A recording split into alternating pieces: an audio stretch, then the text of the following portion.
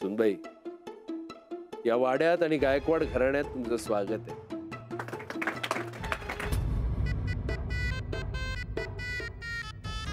आता माप ओलांडून या घरच्या थोरल्या सुनबाईंचा मान घ्या.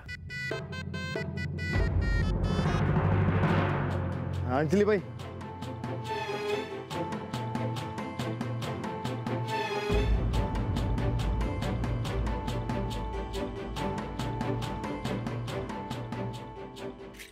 अंजलीबाई, आपल्याला या घरात राहता येणार नाही.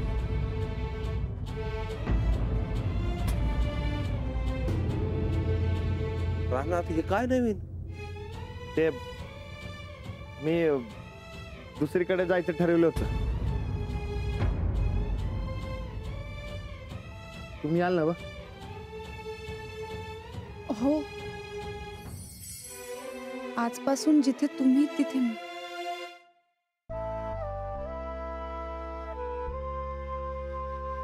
राणा थांब. अरे ह्यो कसला पोर खेळ म्हणायचा? हा बा, ते मी पहिल्यापासूनच ठरवलं होतं की लगीन झाल्यावर शेतात राहायला जाईन म्हणून.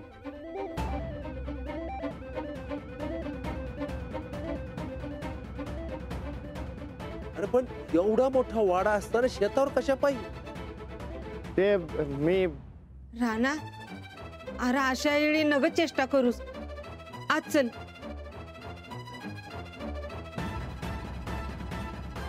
सुनबाई, घर प्रवेश करून घ्या.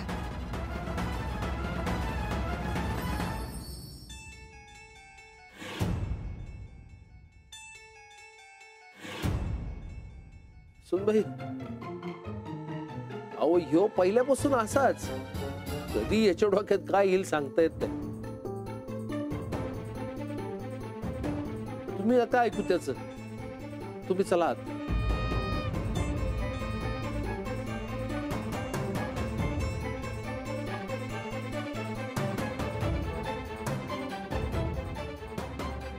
राणा आज चल. आबा, माझा समजा जीव शेतात आहे. मला नाही करमत घरात. आम्हाला जाऊ द्या.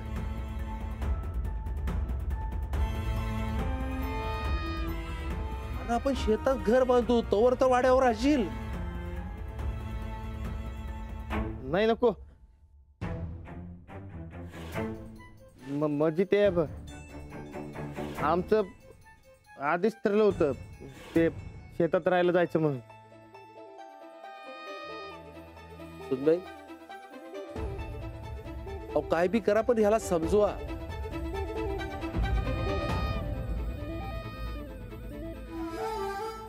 सुनबाई, राणाजी म्हणतील तसं.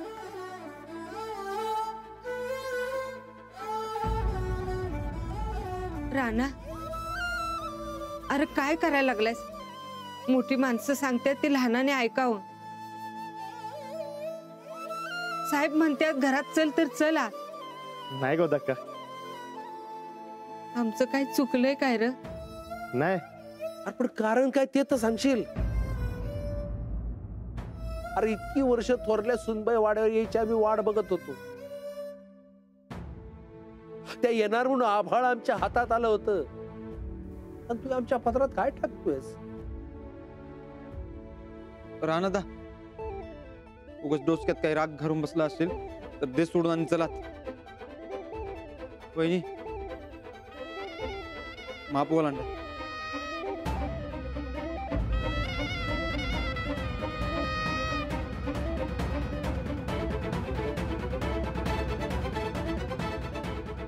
राहणार या वाड्याने लय वर्ष वाट बघितली थोरल्या सुनबाईंच्या येण्याची. तू असं काय करतोयस?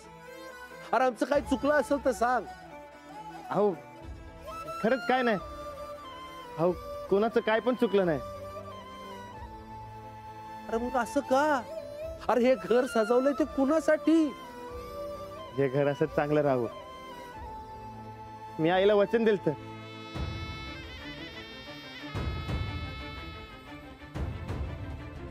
हे घर तुटू देणार नाही म्हणून. अहो म्हणून तर निघालोय. अरे ज्या घरात तू आणि सुनबाई नाही ते कसलं घर?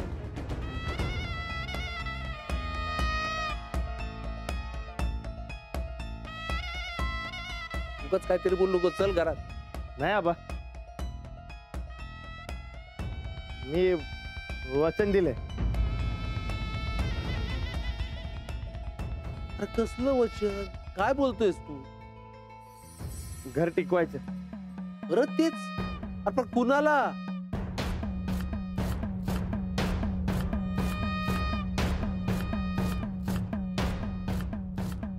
राणा भाऊजी, अहो तुमची ही वहिनी तुमच्याकडे पदर पसरते. नाही पण असं घर सोडून जाऊ नका बघा. तुमच्या लग्नात एवढं वरमाई म्हणून मी रबलो आम्ही, आणि आता तुम्ही नाही, असं भरल्या घरातून सोडून जाऊ नका बघा. राणा, माझ्या कोकरा असं करू नकस. अरे चल आत. अहो मी खरंच सांगतोय समजेन ना, मी स्वतःच्या राजी खुशीनं निघालोय. अरे तू माप राजी खुशी करशील र, पण या पोरीचा तरी विचार कर. अरे लगीन करून तिला या घरात आणलंय. अरे एवढा मोठा वाडा असताना आमची थोरली सून शेतावर राहणार? त्या चालतंय म्हणल्यात.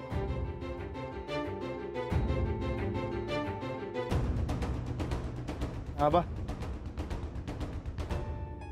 अहो जाऊ दे आम्हाला. माझं एवढं आहे का? अरे तुझं लय ऐकलं, आता गप गुमान आज चल. उगाच गावासमोर शोभा नको. अरे उद्या कुठल्या तोंडाना बी गावात फिरायचं. पाहिजे तर पाया पडतो तुझ्या, पण तू आज चल. सुनबाई चला. नाही आबा, अहो माझं एवढं शेवटचं आहे का? आयुष्यात परत तुमच्याकडे काय मागणार नाही आणि काय सांगणार बी नाही. आम्हाला जाऊ द्या. ठीक आहे. बोल अक्का, आमचं सामान बांधायला घ्या. नाही आबा, तुम्हाला माझी शपथ आहे, तुम्ही थांबा. राणा भाऊजी, तुम्ही जर जाणार असेल तर आम्ही बी तुमच्या संगत येतो. अहो तुम्ही जर या घरात नाही तर आम्ही समधी काय करणार बरं? तुम्ही नाही तर या घराला घर पण नाही. तुम्ही इथनं कुठं बी आलायचं नाही. आणि असला कसला बी विचार मनात आणू नका.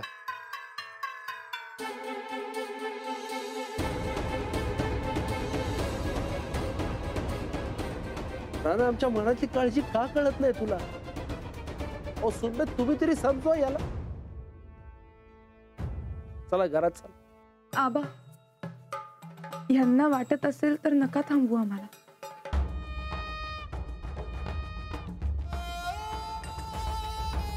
आजपर्यंत तुम्ही जशी यांची काळजी घेतली तशी मीही घेईन. तुम्हाला कोणतीच तक्रार नाही येऊ देणार. तुम्ही काही काळजी करू नका. सावरा स्वतःला. आम्हाला जाऊ दे खरंच.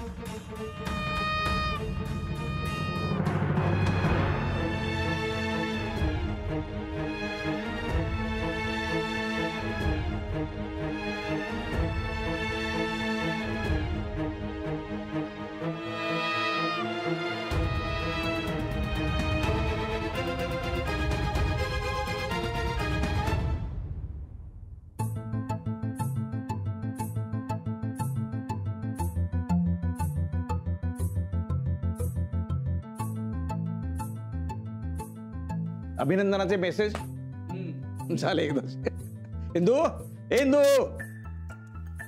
वाले काय गडबड आहे? गडबड काय गडबड? आज दिवसभरात किती काम केले माहिती आहे ना? तुम्ही बायका आपल्या नटून तडून इकडे तिकडे मिरवत होतात, पण आमचा जीव गेला. चहा गोड आहे का? आज साखरेत अजिबात कंजूसी करू नकोस. आजचा दिवसच गोड आहे. दिवस गोड आहे म्हणून काय किलोभर साखर खाणार आहात का आज? किलो काय, क्विंटलभर खाईन. माझ्या लेकीच्या घरी हजारो टन ऊस निघतोय. केवढ्या मोठ्या घरात गेली माहिती आहे ना तुला? काका 7 पिढ्यात आपल्यातली कुणी मुलगी एवढ्या मोठ्या घरात गेली नसेल. काय तो वाडा, काय ती भव्यता, अगदी राणी सारखी राहणार आहे आपली अंजली. अहो काका, अरे मला बोलू द्या, मध्ये मध्ये बोलू नका. काका अंजली गेली तिच्या सासरी. आता एवढ्या मोठ्या घरात तिला शोधत राहा, सापडणारच नाही. काका, अंजली वाड्यात नाही गेली.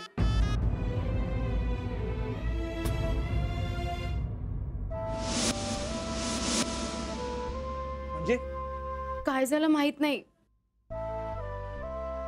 पण अंजलीचा गृहप्रवेश झालाच नाही. काका अहो मी वरात बघत घरापर्यंत गेलो आणि मग ते घरी न जाताच जीजू अंजलीला घेऊन शेताकडे गेले आणि म्हणाले त्या वाड्यात जाणार नाही. अगं पण तुम्ही सगळ्याजणी तिथेच होतात ना?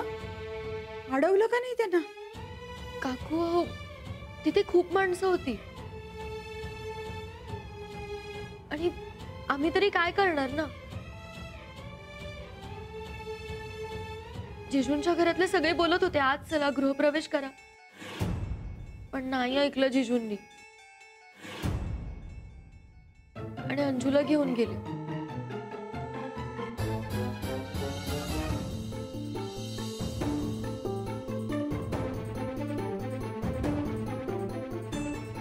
अरे देवा, काय झाले ते नीट सांगाल का मला? आम्हाला काही कळलंच नाही. तिथे फार गर्दी होती आणि जीजू अंजलीला घेऊन शेताकडे गेले, एवढंच कळलं आम्हाला.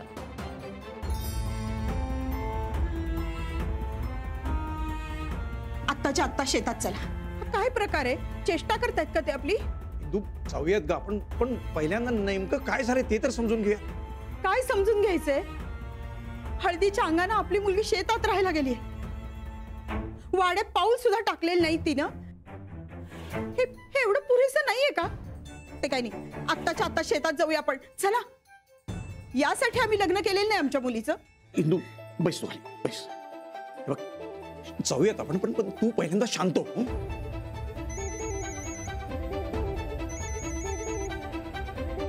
अंजलीचा फोन आहे. हॅलो अंजली, कुठे आहेस तू? काय झाले नक्की? बाबा मी राणाजींसोबत शेतात आली आहे, तेच सांगायला तुम्हाला फोन करत होते. अगं पण शेतात कशी? काय झालं ते स्पष्ट सांग बघूया. द्या, मला बोलायचं तिच्याशी, द्या लवकर. हॅलो, हा अंजली, अगं काय प्रकार आहे हा? शेतावर का गेलीस? आई तू आधी शांत हो. माझी अजिबात काळजी करू नको. काळजी काय करू नकोस? राणाजी कुठे आहेत? त्यांच्याकडे फोन दे. आई अगं त्यांची काही चूक नाहीये. मला त्यांच्याशीच बोलायचंय. का केलं त्यांनी असं? आई तू आधी बाबांना फोन दे. नाही, मला सांग सगळं काय झालंय ते.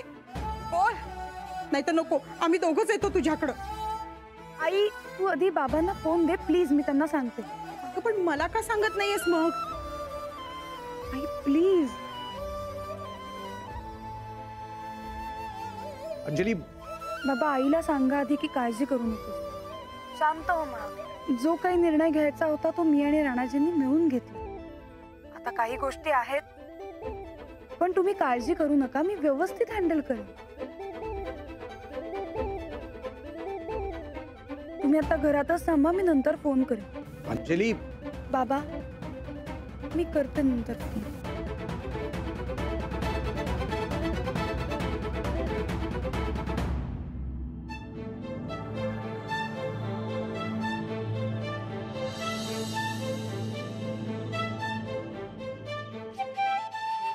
आता शेतात जाऊन काय काय तयारी करावी लागणार आहे नवरीला? ते तिकडे गेल्यावरच कळेल. कसं आहे ते संसार म्हणून कधी बघितलं नाही शेताकडे. तुम्ही काही काळजी करू नका, मला माहिती आहे सगळं.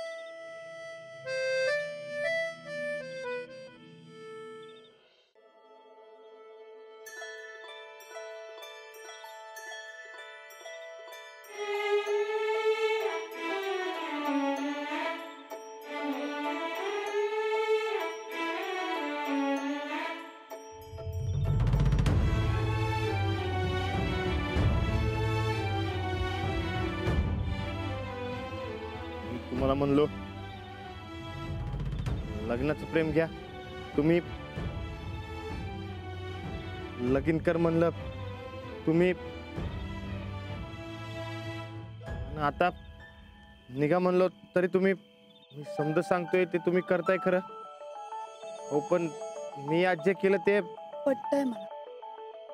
न पटता मागे येणाऱ्यातली मुलगी आहे का मी? तुमची प्रत्येक गोष्ट मला पटते म्हणून तर आपण लग्न केलं ना. हो, पण तुम्ही असं कधी शेतावर राहिला नाहीत आणि आता अचानक असं हरकत नाही. तुम्ही जे काही करताय ते पूर्ण विचार करून करताय हे माहितीये मला. तुमच्या प्रत्येक निर्णयात तुमची साथ देणं हे माझं कर्तव्य आहे.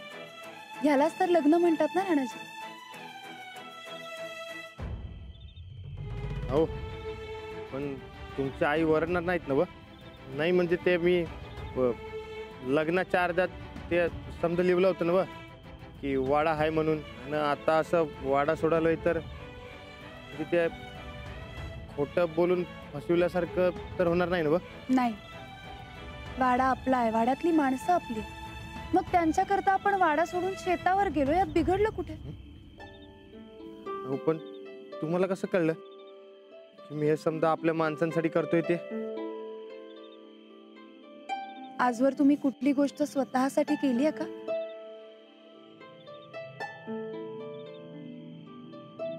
हे असं लग्नाच्या पहिल्या रात्रीला तुम्हाला असा त्रास देतोय? असा कुठलाही विचार मनात आणू नका. आता आपलं ठरलंय ना, मग आता मागे वळून नाही बघायचं. हो, पण तुमच्या आईचं लय भ्या वाटतं मला. तुम्ही त्याची चिंता नका करू. वाटलं तर मी आईला सांगेन की मी हट्ट केला म्हणून राणाजी मला शेतात घेऊन आले. नाही नाही, हे असं खोटं बोलायला मला अजिबात पटत नाही. नाही, नको, मी समजवतो त्यासनी परत. तुम्ही आता कोणाचाही विचार करू नका. तुमच्या मनाला जे योग्य वाटतंय पटतंय ना तेच तुम्ही करा. मी तुम्हाला त्रास तर देत नाही ना? नाही, तुम्ही म्हणला होता साथ देणार तसं. तुम्हाला मी सोडून जाणार आहे असं वाटतंय का तुम्हाला? नाही नाही, अहो तुम्ही शब्दाच्या लय पक्के आहेत माहिती आहे मला. तुम्हाला रात्रीची भ्या वाटत असून बी तुम्ही त्या दिवशी काजो बघायला आलात, तेव्हाच ओळखलं होतं मी तुम्हाला. मग आता अंधारात एकटीला नाही ना जावं लागणार मला? छे, अहो मी चल म्हणल्यावर तुम्ही लगेच यायलात, तर आता एकटं सोडत असतोय होय तुम्हाला? जाऊया मग. ह्या नवरीला शेतात जाऊन अजून खूप तयारी करायची.